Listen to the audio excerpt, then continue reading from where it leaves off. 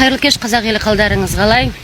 Қазақстанның 35 жылдық ұры-қары жүйесінің кесірінен шет елге қаңғып кеткен қазақ қызы Кореядағы Ая әпкемізге видео үндеу жасағым келіп отыр. Себебі ол кісі еліміздегі болып жатқан саяси науқанға өз көзқарасын білдіре отырып, кейбір жаңағы кісілерге тіл тигізіп отыр екен. Менің парақшам базарный бабаларды, шапанына симай отырған саудагерлердің және де мысықша баспана іздеп қаңғып кеткен сіркелер мен биттердің тағдырын талқылайтын парақша емес. Менің парақшам саяси көзқарасты да талқылайтын парақша, және мен Қазақстан Республикасының азаматшасы ретінде еліміздегі болып жатқан саяси науқан, құрылтай туралы және құрылтайға депутаттық мансапқа жаңағы бәсекеге түсіп жатқан Аша Матайға қолдау білдіретінім туралы жаңағы өзімнің азаматтық құқымды пайдалана отырып, Аша Матайды депутаттыққа әбден лайықты деп видео үндеу жолдап жатыр екен. Сол кісіге айтқым келгені, себебі видео үндеуінде таяқтың бір ұшы біздерге тиіп кетті. Мысықша баспана іздеп қаңғып кеткен бит пен сіркелер деп бізге де айтып отқан секілді. Сондықтан Ая ханымға айтайын деп отырмын. Иә, сіз Қазақстан Республикасының азаматы ретінде елдегі ішкі саясатқа араласуға әбден құқылысыз. Бірақ саяси науқанда қалаулымнан шыққан элитный экскорттар депутат болуға лайықты деген көзқарасыңызға мен өзімнің қарсы пікірімді айтып жатырмын. Себебі мен балаларымның болашағын қалаулымнан шыққан элитный экскорттарға тапсыра алмайды екенмін. Ақ үйдегі мінбер ол қалаулым емес, ол халықтың қамын ойлап, жынысына, жасына қарамай теке тіресіп, халықтың мүддесі үшін күресетін жер, қызмет ететін жер. Аша Матай кешегіде бір заңға дұрыс жауап бере алмай, мен жаңағы өзімнің тәрбиеме байланысты ол кісілерменен жаңағы пікір таласқа бара алмаймын. Мен қазақтың тәрбиелі қызымын дейді. Ақ үйдегі мінбер ол халықтың аманатын орындайтын жер. Ол жерге барып жаға жыртысып тұрып, халықтың мүддесі үшін жұмыс жасайтын жер. Ол жер қалаулым емес. Көзің сұлу, өзің сұлу, немесе көкең бар, немесе жәкең бар, немесе жасы үлкен, немесе жынысы басқа деген талқылайтын жер емес. Ол жерде елдің аманатын атқаратын жер.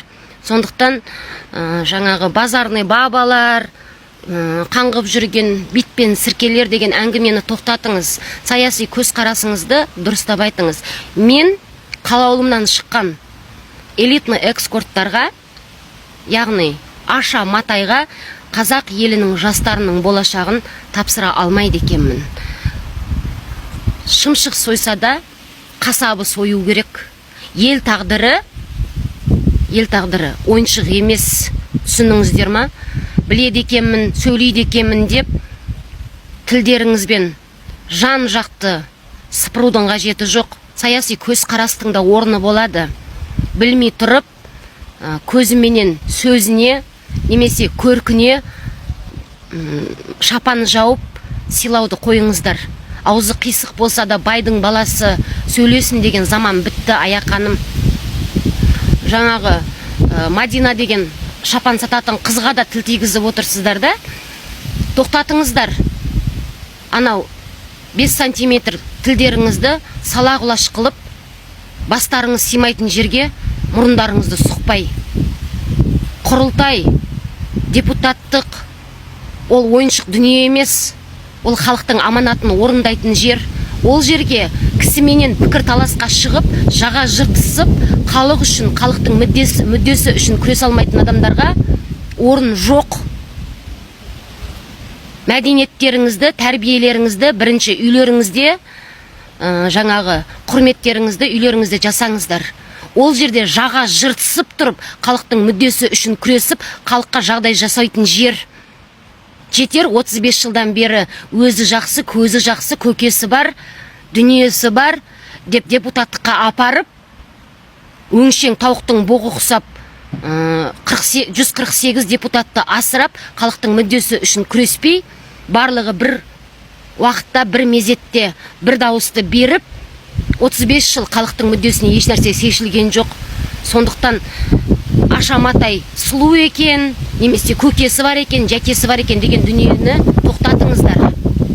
Элитный экскорттарға халықтың аманатын орындайтын жерде орын жоқ. Сосын Ая ханым, тілім бар екен деп, жан-жақтың барлығын жайпаймай жайыңызға отырыңыз. Бәріміздің де тіліміз бар. Қазақтың қыздарына базарда отырып бала асырайды ма, немесе шетелде жүріп, өзіңіз құсап қаңғып жүріп бала асырайды ма, ол әрқайсысының тағдырына, маңдайына жазған тіршілігі. Ерсайдың сөзін сөйлейміз деп, Қазақстандағы қазақтың демографиясына үлес қосып отырған, қазақтың қара еңбекпен баласын тәрбиелеп отырған Мадина секілді қыздарға тіл тигізуді тоқтатыңыз. Бәріміздің де тіліміз бар. Сіздің балаңыз жоқ шығар елде, демографияға үлес қосып отырған. Ол елде отан қорғайтын менің және Мадинаның баласы бар. Тіліңізді тоқтатыңыз. Мадина маған ешкім емес, бірақ сала-құлаш тіліңізді тоқтатыңыз. Мен және Мадина баласының болашағын қалаулымнан шыққан Аша-Матай секілді элитный экскорттарға тапсыра алмайды екенбіз. Именно Ая ханым, сіздің және Ерсайдың елде отан қорғайтын ұлы жоқ. Ал менің және Мадинаның елде отан қорғайтын ер азаматтары бар. Сондықтан біздің балаларымыздың болашағына Аша-Матай секілді элитаның экскорттарын отырғыза алмайды екенбіз. Тілдеріңізді тартыңыздар. Мадинаны жан-жақтан жайпап баратсыңдар. Базарный баба, біле білсеңіз, сол Ерсайыңыз сіздің ақшасы бар екен, Ерсайдың көтіне күлденеңмен кіріп кетейін деп отырсыңдар. Тоқтатыңдар, сырттан келіп алып қазақтың қыздарына мысқылмен қарап, әлім жеттік істеп, дүниелерің бар шығар, бірақ халықты елге қосқан үлестерің жоқ. Біз елде отырып, елдің болашағына ерлерді туып беріп отырған сол елдің кіндік қаны тамған қазақтың қыздарымыз. Бір емес, екі емес. Мен базарный бабалар құсап сөйлемеймін деп, дәл базардан бәтар болып отырсыз, Ая ханым. Жоқ әлде Мадинаның сөзін сөйлейтін адам жоқ деп отырсыз ба? Тоқтатыңдар еркеліктеріңді, әкелеріңе барып жасаңдар. Елге келіп алып, біздің халық, еліміздің қазақтың қыздарына мысқылдап, мінездеріңізді көрсетіп, болар емессіздер. Ерсайда базарный баба, біле білсеңіздер, сол базардың арқасында, сауданың арқасында Ерсай болып отыр. Бір емес, екі емес, қойшы, араласудың қажеті жоқ десек, Мадинаны кәдімгі шапанымен, қазақтың ұлттық киімі, біле білсеңіздер ол. Тілдеріңізді тартыңыздар. Біз бір-біріміз үшін сөйлеуге де құқымыз бар.